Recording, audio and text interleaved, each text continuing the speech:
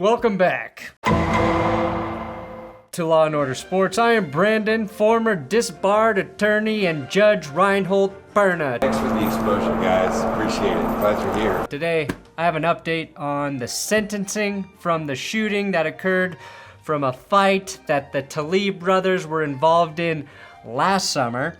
Former Raider Damon Arnette may be getting another chance after pleading guilty to charges of assault and drawing a deadly weapon. And Colin Cowherd said quite literally, the dumbest thing I've ever heard. He made Skip Bayless look like an amateur foot-in-your-mouth artist. Seriously, this is so stupid. Stay tuned. Cowherd.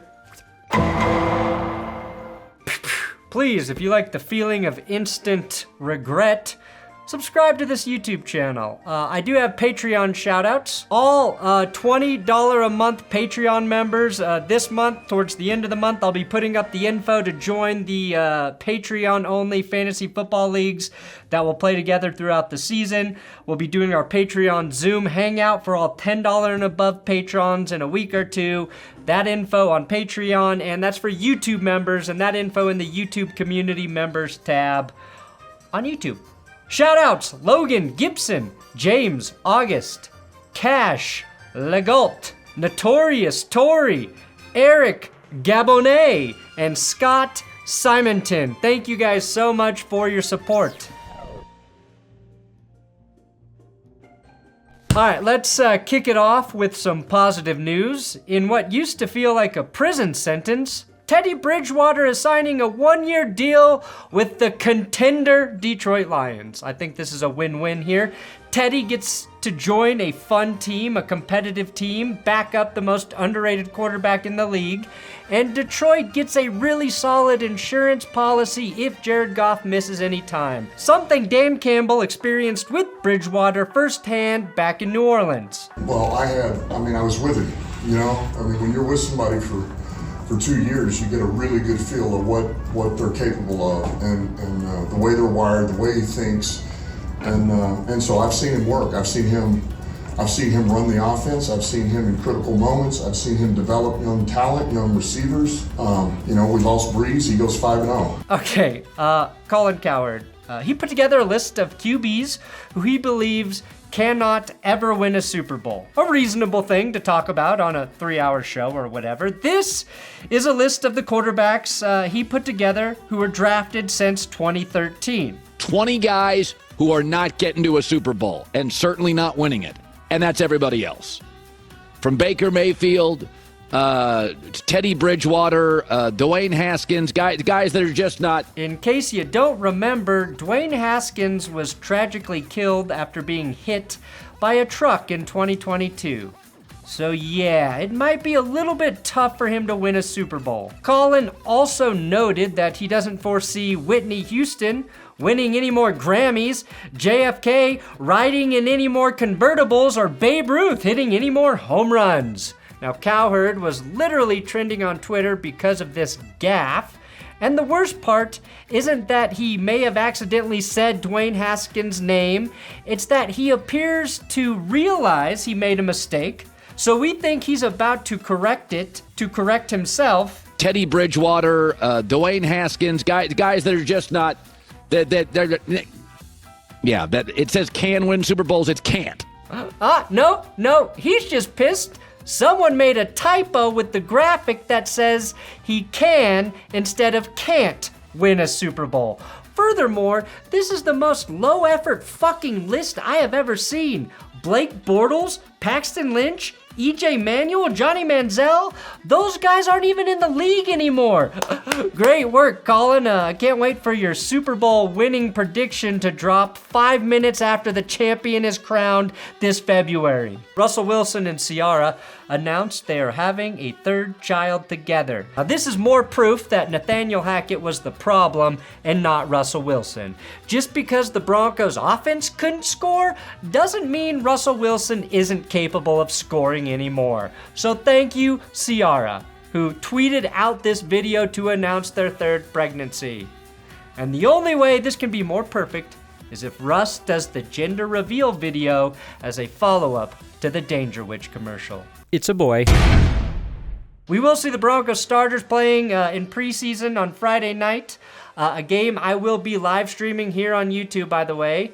What you won't see is the Broncos players wearing types of hats that Sean Payton hates. Something he does not want to see on the sideline, Gilligan hats. Not a single luxury. God, he really does hate Nathaniel Hackett, doesn't he? Now, while Sean Payton is out there bitching about hats, Mike Vrabel is trying to do his part to balance the inequality in the NFL head coaching hiring process. While not as important as, say, fashion and hats, still something I respect. Vrabel is stepping aside so Terrell Williams can be the head coach for the Titans' preseason game against the Bears. Williams is the assistant head coach and defensive line coach for Tennessee, and this is an effort to accelerate Williams' development. Now, Williams has been coaching defensive line for 26 years at the NFL level since 2012, so yeah, I'd say it's time to accelerate his development as a head coaching candidate. I think this move sheds light on how much Mike Vrabel believes in Williams, but more so the fact that Tennessee promoted him to assistant head coach this season, his first upward move in the NFL in 10 years. I also think this is the right way to curtail the problem the NFL has with diversity at the head coaching position in the hiring process, and really illustrates that it's going to be up to individual teams to move the needle in the right direction. Pretty hilarious considering this is what Mike Vrabel said about fairness on the Bussin' with the Boys podcast a week ago. Or no? I wouldn't say you were extremely fair. Damon Arnette. The saga of Damon Arnette, a former first-round draft pick of the Raiders in 2020, has taken a new turn as he recently opted to plead guilty to a pair of misdemeanor charges, assault and wielding a deadly weapon. It's this plea that may actually open the door for his NFL return. He was cut after he posted a bizarre video of himself wielding a gun and making violent threats. Here was Mike Mayock discussing why they had to cut him. There have been a series of bad decisions over the last year or so, but we cannot stand for the video of Damon with a gun threatening to take a life. We spent an awful lot of time trying to understand his behavior. They felt very strongly that they knew who we had on our staff and that we'd be able to work with this young man and not only help him on the football field, but help him in his life. And,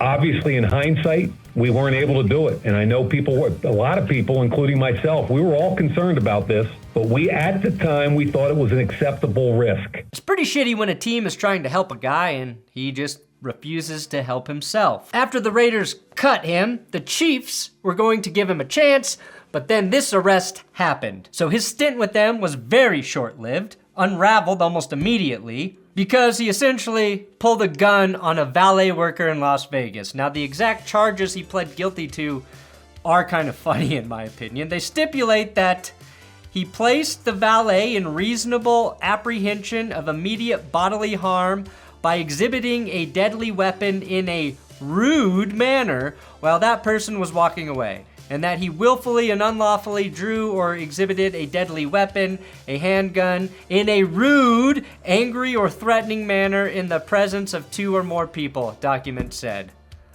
Do you ever flash a gun in a polite manner? Excuse me, sir. Can you get my car before I shoot you? Just go get that car, please. It wasn't that he showed me the gun, it's that he did it rudely. Now, Judge Ronald Israel sentenced Arnette, requiring him to complete 50 hours of community service, pay a $2,000 fine, and forfeit his gun. No guns, Israel warned Arnette. No guns of any kind. And Arnette actually got 20 more hours of community service than Alvin Kamara, who actually assaulted someone. Now, Arnette's aspirations are underscored by a meeting with the Dallas Cowboys. A meeting the Dallas Cowboys seem to have no knowledge of happening, so maybe he got a little ahead of himself here. Arnette stood outside the courtroom addressing the press. Arnette avowed, "If I'm blessed enough to get another chance in the NFL, then I'm going to kill that." The judge instantly said, Damon, no guns, and please don't say you are going to kill anything. Jesus, man. He went on, I've learned a lot. I am remorseful about everything. I appreciate and respect another opportunity. I'm a better man than I was. And I hope all of that's true. I think all of us here believe in second chances. None of us are perfect. And this is technically his third chance. But I really want to see him turn this into something positive and rebuild his life and career, because the main story from today's episode is the worst example of how quickly it can all get ruined. The Talib brothers. The brother of former NFL star Aqib Talib, Yaqub Talib, has been handed a heavy sentence of 37 years behind bars for his involvement in the shooting and death of a youth football coach last summer. The verdict was delivered inside a Dallas County courtroom on Monday morning, with Aqib himself present to witness the face of his older sibling. Now, throughout the court proceedings, the Talib brothers remained tight-lipped, refusing to engage with reporters as they made their way into the solemn courthouse. Aqib Talib was not charged in this case. We asked him if he had any comment about what happened that day, but he left without saying a word. The incident in question took place during a youth football game on August 13, 2022, where both the Talib brothers were actively involved as coaches. The heated dispute escalated when the brothers confronted Michael Hickman, an assistant coach for the opposing team, over a contentious call made on the field. Again, I reiterate, at a youth football game. In a tragic turn of events, this confrontation spiraled into a fatal shooting. And I'm being very careful with the video from the incident, but Aqib Talib, former Rams, Broncos, Patriots, and Buccaneers corner, seemed to escalate the situation by allegedly throwing a punch, which led to his brother pulling out a gun for no reason and killing another man. The victim's family has also sought justice by filing a lawsuit against the Talibs. Yaqub was charged with murder shortly after the incident and ultimately pled guilty to the charges last month. Michael Hickman's wife addressed Talib in court and profoundly touched on how much damage he did. He might have killed one person that day, but you really committed a mass murder. You killed innocents.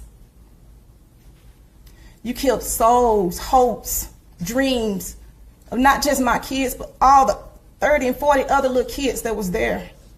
Who does that? Aqib Talib's attorney expressed his client's profound grief and sorrow over the loss of life. However, since then, Aqib has maintained silence on the matter, leaving many to wonder about his thoughts and emotions surrounding the tragedy. Aqib was starting to find his stride both in the NFL broadcast booth opposite Gus Johnson and with his very own podcast. And now all of that's gone based on his brother and his own actions. And this one just makes me sad. I really liked Aqib Talib. I had him on my That's Good Broncos podcast, and I always rooted for him because of how good he was on the field. Unfortunately, Talib and his brother, before this incredibly tragic loss, showcased terrible judgment off the field multiple times, and now they're both paying for it. And rightfully so. It's hard to understate how fucked up it is to be someone who shoots and kills another person in front of kids while you are in a position to be leading and coaching those kids. This is one of those stories that just makes me fucking sick. And I am glad some sort of justice seems to have been served here. Every day I try to tell my kids to be better. I don't want them to grow up feeling hatred, hard-hearted, giving love to the world.